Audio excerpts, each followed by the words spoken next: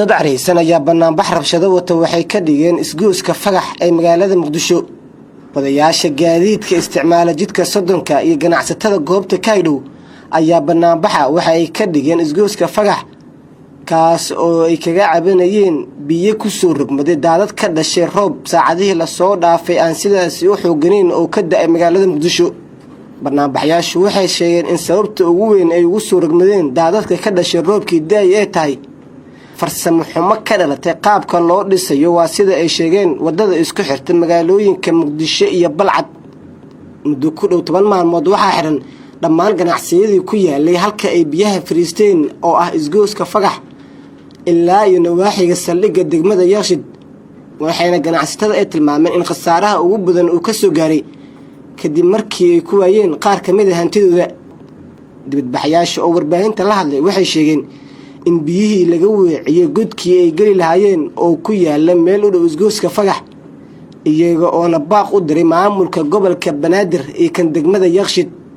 Keenan ayaa la hadashay qaar ka mid ah dadkii dhigay dibadbaxa kuwaas oo isugu jira wadayaasha gaadiidka dadweynaha iyo waliba qaar ka mid ah ganacsatada goobta Kaydhow. Shacabka ku nool degmada Yaaqshid gaar ahaan kuwa ku ganacsada iyo waliba darawalada gaadiidka isticmaala wadadaas waxay dalbadeen in si degdeg ah wax loogu qabto taas oo ay sheegeen in xitaa biyihii goobta ku jiray ay isbedeleen lagana dhaxli karo inay isku bedelaan ama ay keenaan cudurro halis ah. muuqata isgoyska Fagax wuxuu ahaa isgoys muhiim ah oo ganacsi iyo isku marid dadweyne dadka ka imaanaya Hurwa ilaa Bakaaraha ilaa Sanca maanta sida muuqato waa go'an yahay sida muuqato meesha dhismaha ka socday laakiin dhismihii meesha ka socday wuxuu keenay dhismihii la filayay dhibaato ka badan oo keenay ganacsiga ku xayiran dad bulshada ku xayiran oo isku mar la dadkan irsaaqada dadka raadsan jira ayaa maanta baagmuddo laamiyada xaafadaha fadhiyo injineerka wadadan dhisaayo weyn ee isku xirta Balcad ilaa kilomitir 0 wuxuu mudan yahay xataa shaqada in laga joojiyo in la xiro mudan yahay haddii gobolkan leeyahay maamul iyo dad isla xisaabtama ninkan waxaan sameeyay ma ahan maanta in meesha uu ka shaqeysto waa nin qaldan waa nin xaasida mana ahan nin ka fiiriyo danta dadka wuxuu fiiriyay shaqada meeshaas oo qabanay bisoo fiiriyay inay isku soo laaban banaanbax halkan aan ka dhigaynaa annagoo ka cabaynayno biyo nagu la xiray shirkadda laamiga ilaa Jowhar ilaa iyo Abarqadiiji isku xiran dhisay soo qandaraas ku qaadatay ayaa waxay nagu xirtay biyihii roobka isgoyska Fagax kaliya ayay waxay ka dhigtay buur iyo isgoyska Sanca jidka dhan hadii aad marto ilaa X control iyo laamiga si caadi ah loo dhisay intii aan deganahay dhinacaan oo dhan oo Yaaqshid oo dhan waxa laga dhigay taag biyihii annaga nagu la celiyay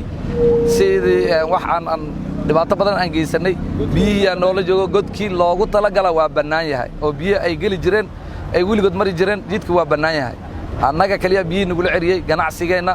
muddo maalmo isbuuciya uu xiran yahay dhibaato badan naga soo gaartay biyihii hadda way yaalaan deegaanka waa deganaa laayahay waxay isu bedeleen biyihii qormuun oo uraayo in laga qaado cudurrada halista deegaanka Fagax ku ganacsado maxaa jiro banaanbaxan waxa u sababa 12 maalmood oo naga xiran yahay shalay waxaan tagnay yaa ugu dambeysay saldhiga gudoomiyaha gobolka uu noo yimid waxba nooma qaban gudoomiyaha dib Yaaqshid uu noo yimid waxba nooma qaban mar waliba hadaa hadalno cid wax noo qabanaysa male dawladda Soomaaliyeed waxa ka codsanaynaa inay meeshaan soo fargeliso waxna nooga qabato dhibaatana isma u jeedaan ganacsiga dhowr maalmood xiran yahay wax badan oo dhibaato weyn soo gaartay cid aan hadda wax ugu rabno ma jirto laakiin caqabada ugu horeysa waxay tahay in biyaha naga xakameeyo waxaan isugu soo bannaan baxnay oon Fagax isugu soo bannaan baxnay dhibaatadana haysata awgeed bannaan bixin labaad ayaana soo bannaan baxnay mudana madaxweyne waa biyo marinkoori la xiray meeshay mari jireen la xiray waxa xiray shirkadda dhista jidka isku xira Xamar iyo Markino iyo Balcad intaan ka cabayno waa biyo cirka ka yimid maahan anagu qof dulmayno qof aflagaadaymayno qof wax u dhimayno ilaahay khayrkow keenay ayaa biyo marinkoori laga xiray dawladda Soomaaliya waxaan ka codsanaynaa inay biyaha nagu xiran